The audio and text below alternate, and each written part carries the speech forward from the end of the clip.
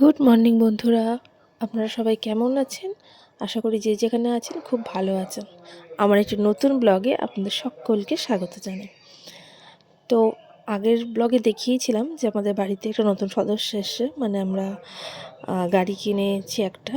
তো সেই গাড়িটি নিয়ে পরের দিনকে যাচ্ছিলাম দক্ষিণেশ্বরে। তো আমরা সবাই রেডি হয়ে গেছি মোটামুটি। আমার হাজব্যান্ড পাঞ্জাবি পরেছে, ছেলেও পাঞ্জাবি পরেছে, আমি শাড়ি পরেছি।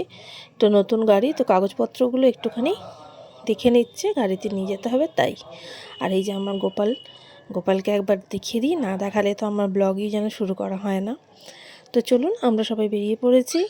এই যে আমাদের গাড়িটা বেরোচ্ছে, আর এবার আমরা উঠে পড়বো, উঠে রওনা দেবো দক্ষিণেশ্বরের উদ্দেশ্যে।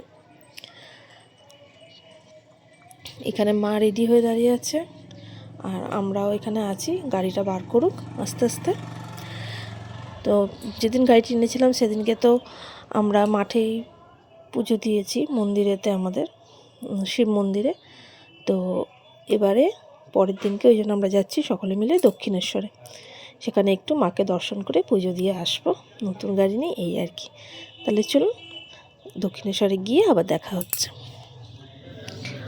সবাই মিলে রেডি হয়ে বেরোতে বেরোতে, আর সকালের সমস্ত কাজ সেরে পুজো সেরে বেরোতে আমাদের অনেকটাই বেলা হয়ে গিয়েছিলো, মোটামুটি 9টা বেজে গিয়েছিলো আমাদের বাড়ি থেকে বেরোতে। তো তার জন্য আমরা রাস্তার মধ্যে প্রচণ্ডই জ্যাম পাই, জ্যামজট পেয়েছি। কারণ বুঝতেই পারছেন, 10টা থেকে 10:30টার টাইমটা বা 11টার পর্যন্ত মোটামুটি রাস্তাঘাট একটু জ্যামই থাকে। কারণ স্কুল, অফিস সব কিছু খোলা ছিল সেই দিন। আমরা তো কোনো ছুটির দিনে যাইনি, সেদিন কাজের দিনেই বেরিয়েছিলাম। তো এই কারণে অনেকটা রাস্তায় আমরা জ্যামজট পেয়েছি। নাহলে আমাদের বাড়ি থেকে দক্ষিণেশ্বর যেতে খুব একটা টাইম লাগে না, খুব জোর হয়তো ঘন্টাখানেক লাগতো। কিন্তু সেটা আমাদের প্রায় 1.5 ঘন্টার কাছাকাছি লেগে গেছে যেতে। আর অনেকটা যাওয়ার পর যখন হাইওয়েতে উঠি তখন কিছুটা রাস্তা ফাঁকা পাওয়া গেছে। এই যে এখন যাচ্ছি ফাঁকা রাস্তা, তো ফাঁকা রাস্তাটাতেই আমি একটুখানি শ্যুট করেছি। এত জ্যামজট যখন ছিল তখন আর কিছু শ্যুট করিনি। তাহলে চলুন, এসে গেছি এই যে দক্ষিণেশ্বরে। আমরা যখন এসেছি পার্কিং করেছি, তো আমরা গাড়ির ভেতরেই জুতো, ব্যাগ, মোবাইল ফোন সব কিছু রেখেই নেমেছিলাম। কারণ ওইগুলো নিয়ে মন্দিরের ভেতর ঢোকা যায় না, তার জন্য এখানে একটা কাউন্টার আছে, সেখানে সব জমা দিতে হয়।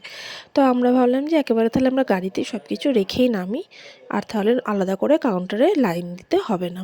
এমনিতেও পৌঁছাতে আমাদের অনেকটা দেরি হয়ে গিয়েছিল ওই কারণে। তাই জন্য নেমেই আমরা কিছু শ্যুট করতে পারিনি। তারপরে আমরা পুজো থেকে ডালা কিনে পুজো দিয়ে খুব সুন্দরভাবে পুজো দিয়ে এবারে কিছু খেতে হবে। তো তার জন্য একটা রেস্টুরেন্ট দেখছিলাম যে কোথাও খাবার পাওয়া যায় কিনা। তো দেখলাম ভেতরেই এখন সব খাবারের দোকানগুলো করে দিয়েছে, কচুরি এখানে পাওয়া যায়। তো সেখানেই ঢুকে আমরা সবাই মিলে আগে কচুরি অর্ডার করেছিলাম। কচুরি এখানে, তারপর ইডলি, ধোসা, তারপর দই বড়া এইসব পাওয়া যায়। তো আমরা কচুরিটাই অর্ডার করেছিলাম, পরে একটা দই বড়া নিয়েছিলাম। তো সকলে মিলে খাওয়া দাওয়া সেরে তারপর আমরা 2-1টা ফটো তুলেছি। কারণ ফোনটা যেহেতু আমরা পুজো দিয়ে গাড়িতে গিয়ে সব জুতো পরে মোবাইল ব্যাগ এইসব নিয়ে তারপরে আমরা ফটো তুলেছি খেয়ে দিয়ে। আর ভেতরে তো যাওয়া যায় না মন্দিরের সামনে ক্যামেরা নিয়ে, তাই দূর থেকেই মন্দিরটা যতটুকু দেখা যাচ্ছিলো তো ততটুকুই আমরা একটুখানি শ্যুট করেছি। আর এই গাছের পাতার ফাঁক থেকে মন্দিরটা এত সুন্দর দেখতে লাগছিল কি বলবো। আর এই যে এটা হচ্ছে পার্কিং এরিয়া পুরোটা, এখানে 4 চাকা পার্কিং করার জায়গা। আর এখানে অনেকে বসে রয়েছে, দেখুন দুটো গাছের মাঝখান দিয়ে এত সুন্দর লাগছে। তো মোটামুটি আমাদের সব হয়ে গেছে, এবারে আমরা সবাই মিলে গাড়িতে উঠে পড়ছি। তো এবার যাব বাড়ির দিকে। আর এখানে প্রথমে আমার ফার্স্ট সিটে ছেলে বসে যাচ্ছে, আর পেছনে আমি, মা আর দিয়া বসেছিলাম।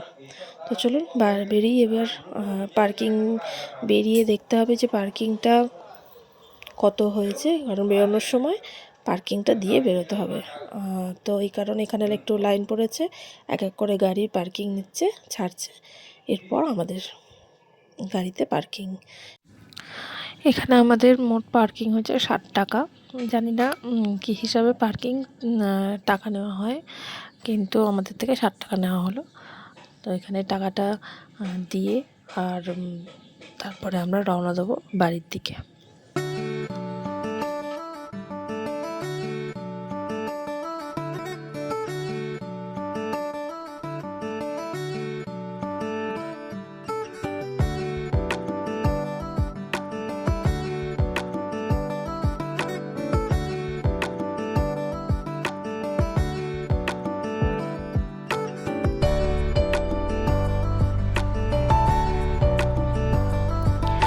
আমরা দক্ষিণেশ্বর দিয়ে বেরিয়ে এলাম, আর এটা হচ্ছে স্কাই ওয়াকের সামনে দিয়ে যাচ্ছি। আর এই স্কাই ওয়াকটা যারা বাস বা ট্রেনে করে আসেন তারা এই স্কাই ওয়াকের ওপর দিয়ে হেঁটে যাবেন, অনেক দুপাশারি দোকান দেখতে পাবেন আর একদম মন্দিরের সামনেই নামবেন।